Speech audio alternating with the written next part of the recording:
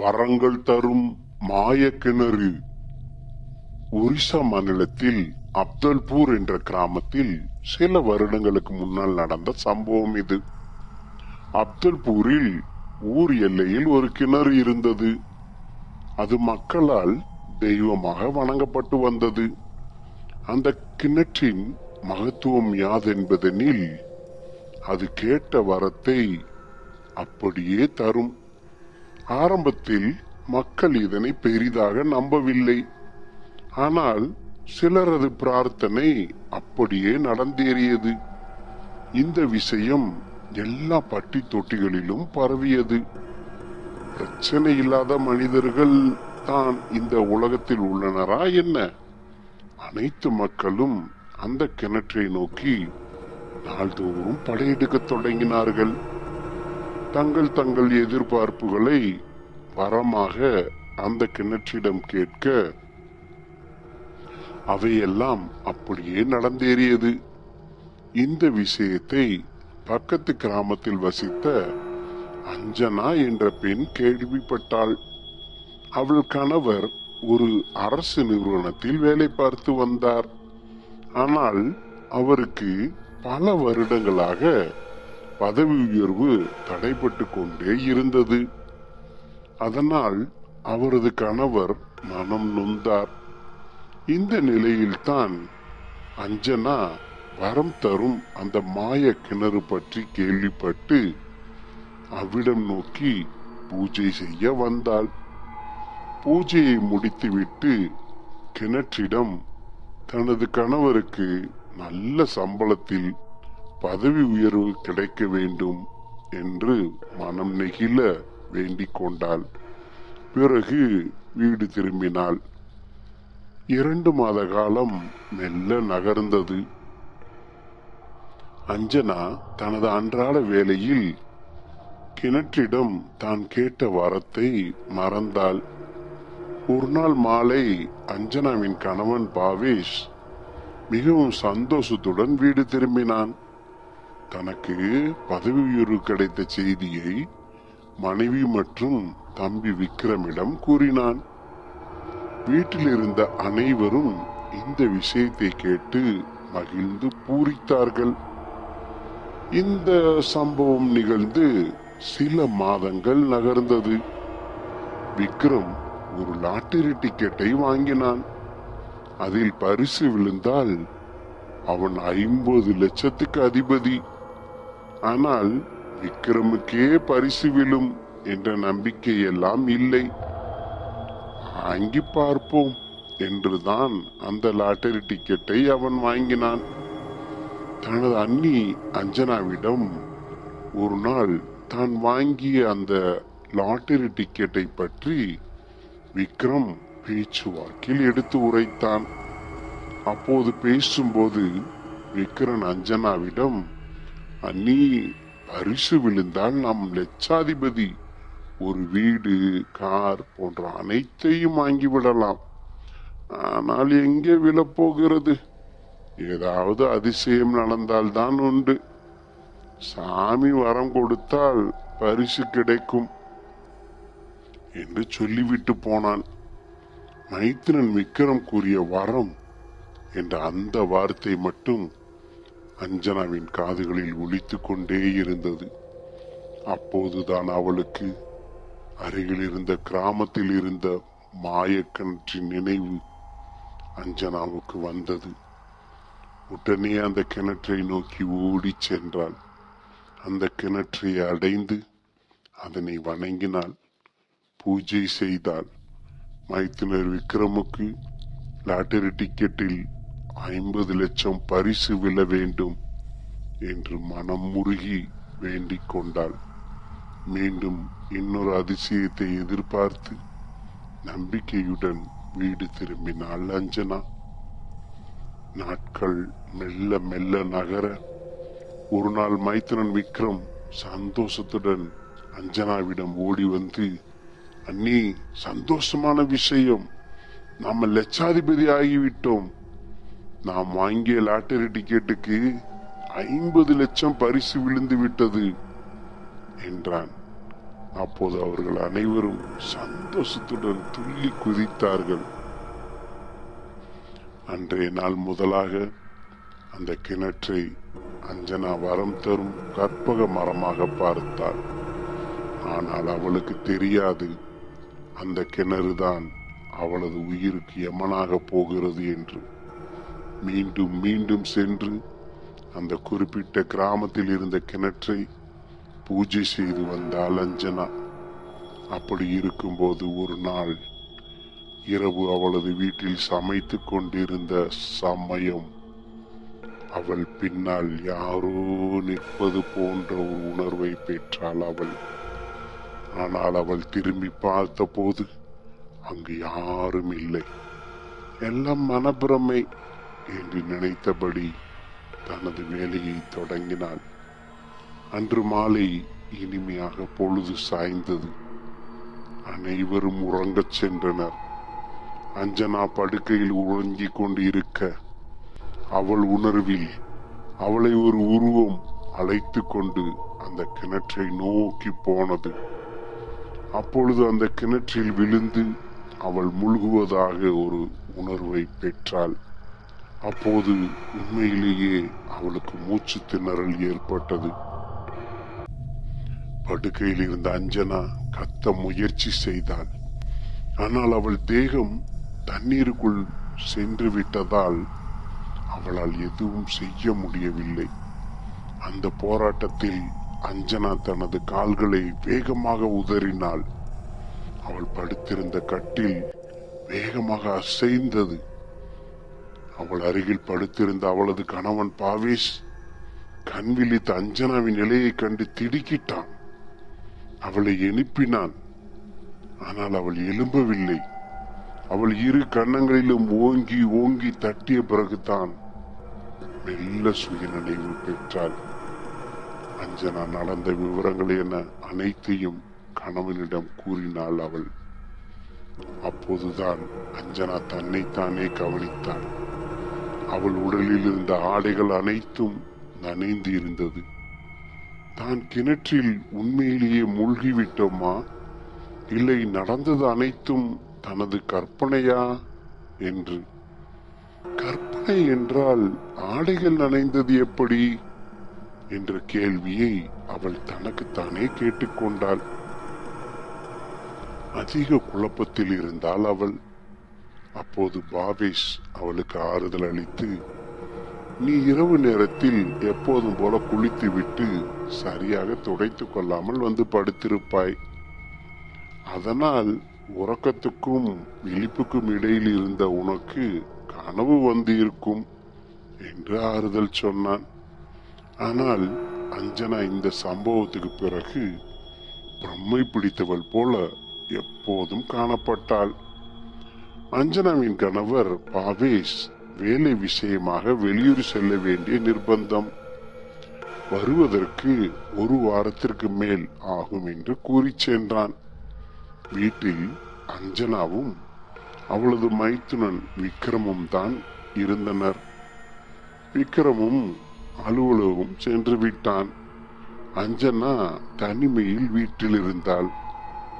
அப்போது வீட்டு குழாயில் இருந்து தண்ணீர் பெருக்கெடுத்து ஓடியது. குழாயை பல முறை அஞ்சனா அடைத்தாள். ஆனால் குழாயோ தானாக திறந்து கொண்டது. அஞ்சனா திடுக்கிட்டாள். யாரோ அவளது முடியை பற்றி இழுப்பதை போல் உணர்ந்தாள். ஆனால் அது பிரம்மை அல்ல. தரதரவென்று அவளது முடியை பற்றியபடி ஒரு கரும் உருவம் முக்காடு அணிந்து கொண்டு வீடு முழுவதும் அவளை கீழே விழச் செய்து இழுத்து சென்றது. அவளால் அந்த உருவத்தை படுத்த நிலையிலேயே பார்க்க முடிந்தது. மயங்கி தரையிலேயே மாலை வரை கிடந்தாள். அந்த சமயம் மைத்துனன் விக்ரம் வங்கியில் இருந்து லாட்டரியில் தனக்கு கிடைத்த பணத்தை எடுத்துக்கொண்டு அண்ணியிடம் அதனை காட்ட வேகமாக ஓடி வந்தான். ஆனால் அவனது அண்ணி அஞ்சனாவோ ரத்தம் சொட்ட அடிபட்ட நிலையில் கீழே விழுந்து கிடந்தாள். அஞ்சனாவின் இந்த நிலையை கண்ட விக்ரம் துடித்து போனான். உடனே மருத்துவரை அழைத்து அவளுக்கு சிகிச்சை அளித்தான். நடந்த விவரத்தை கேட்டான். அஞ்சனாவும் அனைத்தையும் விவரமாக சொன்னாள். விக்ரம் நன்கு படித்த இளைஞன். அவனால் அண்ணி அஞ்சனா சொன்ன விஷயங்களை ஏற்க முடியவில்லை. அவளுக்கு ஆறுதல் கூறி வீட்டில் நடந்த விஷயத்தை அண்ணன் பாவேசுக்கு தொலைபேசி மூலம் தெரிவித்தான். பிறகு அஞ்சனாவிடம் தனக்கு லாட்டரியில் கிடைத்த 50 லட்சம் ரூபாய் பணத்தை சூட்கேஸில் வைத்து காட்டினான். அஞ்சனா அந்த நிலையிலும் கூட மைத்துனனின் சந்தோஷத்தை கண்டு பூரித்தாள். பிறகு விக்ரமிடம் அஞ்சனா, தம்பி, இதற்கெல்லாம் காரணம் அந்த கிராமத்தில் இருந்த கிணறுதான் என்று கூறி அவனையும் சென்று அந்த கிணற்றை தொழுது வருமாறு கூறினாள். அண்ணியின் விருப்பப்படி பூஜை சாமான்களை வாங்கி கொண்டு விக்ரம் அந்த மாய கிணற்றை நெருங்கி பூஜை செய்ய தொடங்கினான். அப்போது அவனது அருகில் ஒரு நடுத்தர வயது கொண்ட பெண் நின்று இருப்பதை கண்டான். அந்த பெண் விக்ரமிடம் பேசத் தொடங்கினாள். தம்பி, இந்த கிணற்றை ஏன் வழிபட்டாய்? இது நீ நினைப்பது போல ஒருவரை வாழ வைக்கும் தெய்வீக கிணறு அல்ல. இந்த கிணற்றில் சூனியக்காரி அம்பா ஆவியின் சாபம் உள்ளது என்றாள். விக்ரமுக்கு ஒன்றும் புரியவில்லை. அவன் சொன்னான், அம்மா, இந்த கிணறு தெய்வீக கிணறு தான். இதன் மூலம் எனது அண்ணியின் 2 வரங்கள் நிறைவேறியது தெரியுமா என்றான். விக்ரமின் வார்த்தைகளை கேட்டு திடுக்கிட்ட அந்த நடுத்தர வயது பெண், என்ன, உனது அண்ணி இந்த கிணற்றிடம் வரம் கேட்டார்களா?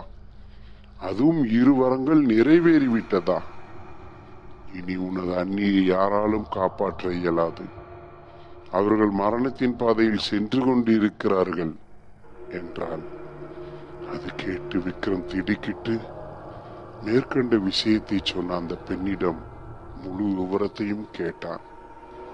அந்த நடுத்தர வயது பெண் சொல்லத் தொடங்கினாள். தம்பி, முன்னொரு காலத்தில் இவ்விடத்தில் அம்பா என்ற சூனியக்காரி தங்கி இருந்தாள். அவளது வேலையே செய்வினை பில்லி சூனியம் வைப்பதுதான். ஆனால் இதனை அறியாத ஊர் மக்கள் அவளை ஆரம்பத்தில் தெய்வமாக போற்றினார்கள். அவளிடம் வந்து வேண்டினால் எப்பேற்பட்ட பிரச்சனைகளும் அம்பாவின் ஒரு வரத்தால் தீர்ந்துவிடும் என நம்பினார்கள். அதன்படியே அம்பாவும் அவர்கள் கேட்ட வரங்களை எல்லாம் நிறைவேற்றி வந்தாள். ஆனால் ஊர் மக்களுக்கு தெரியாது, அம்பா 2 முறை மட்டுமே அவர்கள் கேட்கும் வரங்களை பிசாசின் ஏவலால் நிறைவேற்றுவாள். அதன் பின்னர் கொடுத்த 2 வரங்களுக்கு இணையாக தன்னிடம் வரம் கேட்டவர்களை கொன்று அவர்களது உடலில் இருந்து ஆத்துமாவை பிரித்து தனது மந்திர சித்திக்கு அதனை பயன்படுத்திக் கொள்வாள் என்று. அம்பாவிடம் வரம் கேட்டவர்கள் அனைவரும் 2வது வரம் நிறைவேறியதும் துடிதுடித்து இறந்தனர். ஒரு நாள் இந்த விஷயம் ஊர் மக்களுக்கு தெரிய வந்தது. இனியும் அம்பாவை விட்டு வைக்க கூடாது என்று முடிவு செய்து அவளை அடித்து துரத்த அவள் இருப்பிடம் வந்தார்கள். அம்பா தனது கடுமையான பூஜையை அப்போது செய்து கொண்டிருந்தாள். பூஜையின் முடிவில் பூதங்களுக்கு இரத்தச் சோறை படைத்துக் கொண்டிருந்தாள். அவளை விடாதீர்கள், அவளை விடாதீர்கள் என்று அந்த ஊர் மக்கள் கத்திக்கொண்டு ஆவேசத்துடன் கைகளில் தடியுடன் விரைந்து வருவதை அம்பா பார்த்தாள். தனக்கு இவர்களால் மரணம் ஏற்பட போகிறது, தன்னை அடித்துக் கொள்ளத்தான் வருகிறார்கள் என்று தீர்மானித்த அம்பா, நீ இப்போதே பூஜை செய்த இதே கிணற்றில்தான் விழுந்து உயிர் திறந்தாள். அன்றைய தினத்தில் இருந்து அம்பாவின் பிரேத ஆவி இன்னமும் இந்த இடத்தில் உலாவிக் கொண்டு உள்ளது. பலருக்கு 2 முறை வரம் அளித்து தனது 2வது வரம் நிறைவேறியவுடன் அவர்களை அம்பா சித்திரவதை செய்து கொன்று விடுவாள் என்று கூறி முடித்தாள் அந்த நடுத்தர வயது பெண். அவள் சொன்ன வார்த்தைகளை கேட்டு வெளுவெளுத்து போனான் விக்ரம். இவ்வளவு விஷயத்தை சொன்ன அந்த பெண்ணிடமே விக்ரம் தனது அண்ணியை காப்பாற்ற ஒரு வழியை கேட்டான். அவள் சொன்னாள், தம்பி, உனது அண்ணி பிழைக்க வேண்டும் என்றால் அந்த 2வது வரத்தை நீ அம்பாவிடமே திருப்பி கொடு. இல்லை என்றால் 2வது வரம் நிறைவேறாமல் செய்துவிடு என்று. விக்ரம் யோசித்துக் கொண்டு இருந்த போதே அந்த நடுத்தர வயது பெண் மாயமானாள். அவள் பெயர், ஊர், விலாசம் எதுவுமே விக்ரமுக்கு தெரியாது. என்ன செய்ய என தலையை பீய்த்து கொண்டான். அவனது மனதில் எப்படியாவது அண்ணியை காப்பாற்றிவிட வேண்டும் என்ற எண்ணம் மட்டுமே ஓடியது. விறுவிறுவென்று வீடு திரும்பினான். அப்போது விக்ரமின் அண்ணி தனது வீட்டு கொல்லையில் கிணற்று சுவரில் ஏறி கிணற்றுக்குள் தன்னிலை மறந்து குதிக்க தயாராக நிற்பதை கண்டான். ஏன் இப்படி அண்ணி நிற்கிறார்கள் என்று சிந்திப்பதற்குள் அஞ்சனா கிணற்றில் விழுந்தாள். அவளை ஒரு கை ஆழமான கிணற்று பகுதியை நோக்கி இழுத்து கொண்டு இருந்தது. அஞ்சனா அவ்வாறு விழுந்த நேரம் அவளது கணவன் பாவேஷும் வீடு திரும்பினான்.